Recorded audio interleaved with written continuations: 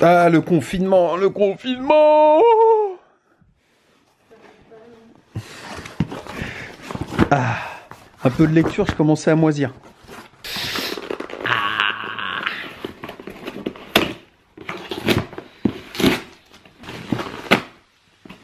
Ouah, le bonheur.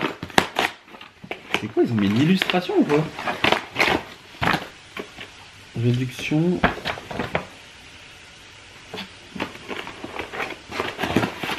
Il paraît que c'est des bouquins de compète, ça.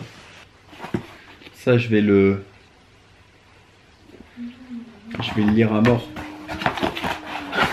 Pire dans un sac à dos. Ça va être bien aussi.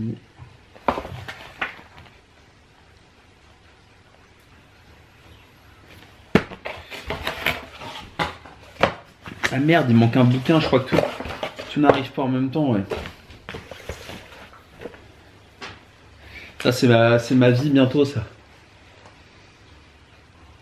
Demandez ce que vous recevrez. Si tu demandes rien dans la vie, t'as rien. Demandez et vous recevrez, les amis.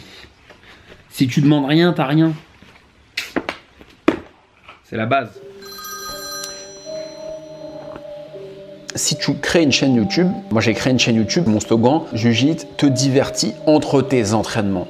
Donc en fait, la personne qui va regarder son smartphone ou qui va être sur son ordinateur, elle va se dire « Ok, ça m'apporte un vrai service. En fait, j'en ai besoin, ça m'amuse, ça va me divertir entre les entraînements. » Alors que si j'ai un discours où je suis uniquement focus sur moi et égoïste en disant « Voilà, on est le média à 100%, machin, sport et tout, on est le best », les gens se disent « Il n'y a pas de valeur ajoutée. » Donc en fait, il faut aller vers les gens. Il faut que tu apportes quelque chose aux gens. Dans un bouquin que je lisais en ce moment, il y a un truc hyper intéressant, c'est sur le Segway. Tu sais, le Segway, c'est cette espèce de machine là, où tu peux avancer, reculer. Là.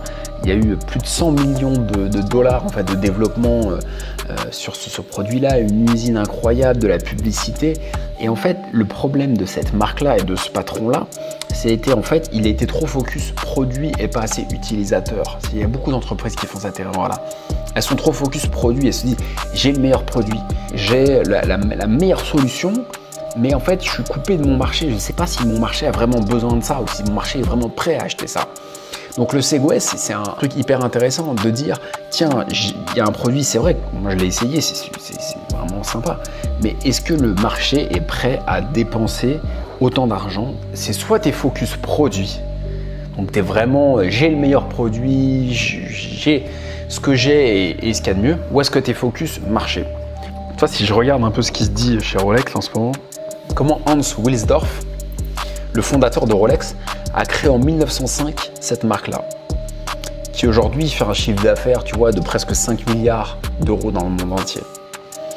Comment il a eu cette idée-là avec plein d'innovations technologiques? C'était le premier à vraiment populariser le fait que la montre n'était plus une montre gousset pour les hommes, mais était une montre bracelet, ce qui auparavant était réservé aux femmes. C'était quelque chose de très féminin, c'était pas du tout masculin. L'homme, le gentleman, avait la montre gousset dans la poche.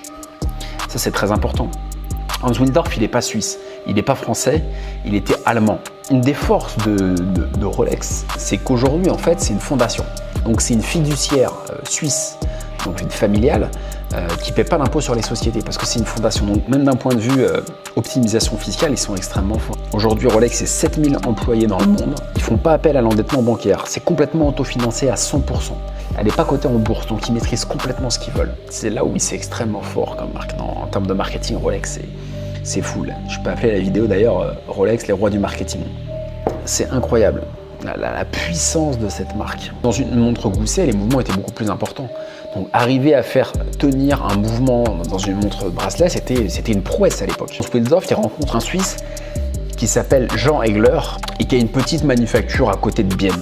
Ce Jean Egler accepte de lui fournir des pièces, en fait des petites pièces, pour pouvoir faire ses montres bracelets. Et avant de s'appeler Rolex, ça s'appelait Wilsdorf et Davis, du nom de son beau-frère, Alfred Davis. Et une des forces aussi de Rolex, une des intelligences de Rolex, ça a été de quitter Londres pour Genève pour éviter la taxe de 33% frappant tous les produits d'importation décidée par le gouvernement britannique pour financer les coûts liés à la Première Guerre mondiale. Donc en fait, dans tout l'univers, dans tout le... Attends, excuse-moi. Dans tout l'écosystème Rolex, de la création jusqu'à aujourd'hui, il y a la notion d'optimisation fiscale. Ils sont trop forts. Rolex, c'est des killers. La Rolex Oyster, ça a été la première montre étanche. Et les publicités à l'époque, ils mettaient en vitrine dans les boutiques Rolex, chez les revendeurs Rolex, ils mettaient souvent la montre directement dans un petit aquarium. Rolex a été la première manufacture qui, en 1959, a décidé de sponsoriser des événements sportifs. Dès 1959, donc ça a été la première marque à le faire.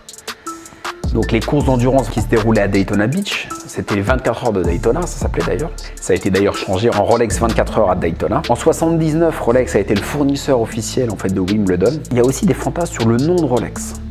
Qu'est-ce que ça veut dire Rolex?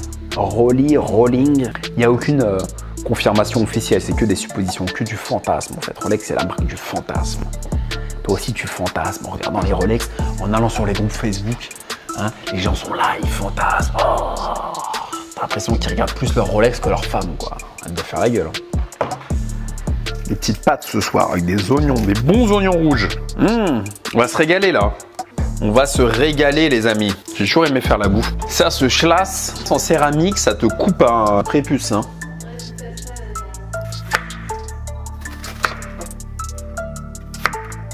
Je vais peut-être acheter un massage gun. Qu'est-ce que t'en penses du massage gun? Bah oui, j'ai pris la planche. Ça me fait chialer là, ça fait longtemps que je suis pas chialé. Jus de grenade pour tes infections urinaires. Petit père. La soupe de poisson, faut la becter. Hein. J'ai pas foutu le nez dehors.